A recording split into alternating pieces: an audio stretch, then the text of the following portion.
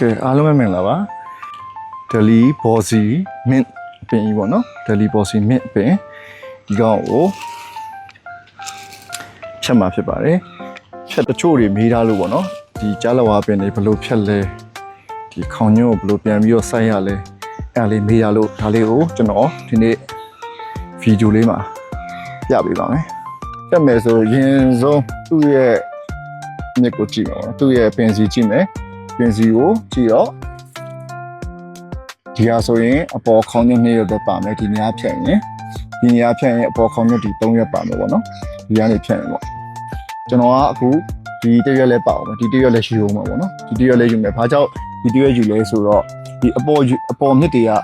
မြေကြီးတွေကိုဝင်လာခြင်းတိတ်မရှိသေးဘူးပေါ့နော်မြင်မမထွက်သေးဘူးအဲ့တော့အာရုပ်သွားလိမ့်မယ်အဲ့တော့ဒီအောက်ကမြစ်ကကြတော့ဒီစစ်ကမြစ်ကကြတော့ဘယ်လိုပြောမလဲမြင်မထွက်နေပြီသိကြတယ်နော်နားနေစဖြတ်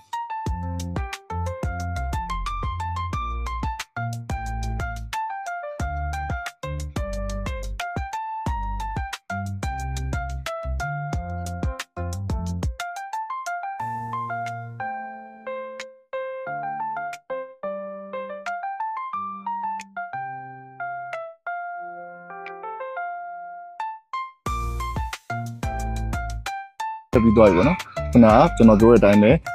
ဒီပေါ်မြစ်တွေကြတော့ဟိုပါပေါ့နော်မြေကြီးနဲ့တိတ်ပြီးတော့ထိတွေ့မှုမရှိတော့ဒီဟိုပါပေါ့အမြင်မောင်းမထွက်သေးဘူးအဲ့တော့ဒီကောင်လေးနဲ့ထားမယ်ဆိုရင်တော့ထားလို့တော့ရတယ်ဒါပေမဲ့အပင်နဲ့အာရုံပါမယ်ရေတိတ်မပို့နိုင်ဘူးဖြစ်သွားမှာပေါ့နော်ဒီအောက်မြစ်တွေကြတော့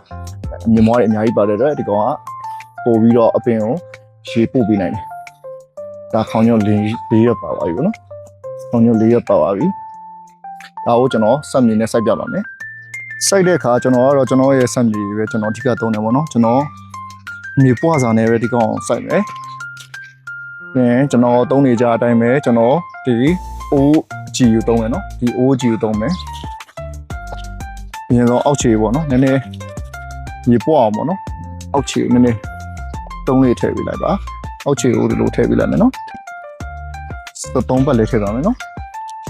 73ပတ်လေးထည့်မယ်73ပတ်လေးထည့်ပြီးသွားပြီဆိုရင်ဒီကောင်နေရာချမယ်ဒီအိုးကတော့အမှန်တမ်းပြောရင်နည်းနည်းတော့သေးတယ်ဒါပေမဲ့ကျွန်တော်အမြင့်အရန်မကြီးသေးတဲ့အတွက်ကျွန်တော်အိုးသေးနဲ့ပဲချိန်တာပေါ့နော်အကယ်အမြင့်ကြီးလိုက်တော့မြင့်တွေများလိုက်တော့ကျွန်တော်အိုးပြောင်းမယ်ဒါအောင်ရင်ထည့်မှာပေါ့နော်ဒီလောက်တဝက်လောက်ထည့်မယ်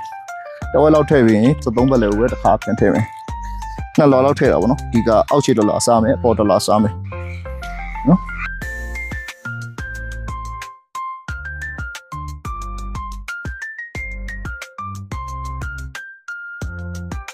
โอเคဒါဆိုရင်အပင်လေးပြီးတော့ပါပြီ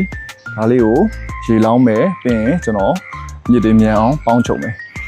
နော် Delhi Bossy Mint လေးပေါ့နော်ဒါလေးဖြတ်ပြီးတော့စိုက်ကြတာလေးပြီးသွားပါပြီဒါလေးကိုကျွန်တော်ရေလောင်းထားပြီးပြီးရင်အားသေးလေးလောင်းထားပြီးပေါ့နော်ဒါရွက်ဆက်လေးပါတစ်ခုပြမယ်နော်မြေကိုတော့ကျွန်တော်ဒီလိုမျိုးလေးဖြစ်အောင်ထားတယ်ပေါ့နော်မြေကိုတော့ပေါ့ပေါ့လေးရေအရမ်းမနေတဲ့မြေမျိုးကျွန်တော်ထားပါတယ်ဒါဆိုရင်မြေကရေမိုးတက်မြေပေါ့နော်မြေမျိုးပေါ့နော်တော့ရအပင်ကြီးမျိုးဖြစ်မှာပါပင်ဖြတ်ပြိုးနီးမတိရတူလို့ကျွန်တော်ဒါလေးပြောပြတာပေါ့နော်